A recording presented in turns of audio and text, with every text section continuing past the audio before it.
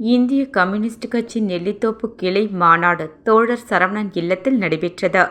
இந்திய கம்யூனிஸ்ட் கட்சி தேசிய குழு உறுப்பினர் தினேஷ் பொன்னையா அக்கட்சியின் கொடியேற்றி மாநாட்டை துவக்கி வைத்தார். இந்திய கம்யூனிஸ்ட் கட்சி மாநில செயலர் ஆமு சலீம், சிபிஐ மாநில கட்டுப்பாட்டு குழு தலைவர் ஜி.கே. கோவிந்தசுவாமி, நெல்லித்தோப்பு தொகுதி செயலர் ரா. பெருமாள் வாழ்த்துரை வழங்கினர். இந்த மாநாட்டிற்கு நெல்லித்தோப்பு கிளை துணை செயலாளர் வி. முருகன் தலைமை தாங்கினார். கிளை செயலாளர் ஏ. ஜெயகுரு அறிக்கை சமர்ப்பித்தார். இந்த மாநாட்டில் 7 பேர் கொண்ட கமிட்டி அமைக்கப்பட்டு புதிய நிர்வாகிகள் தேர்ந்தெடுக்கப்பட்டனர்.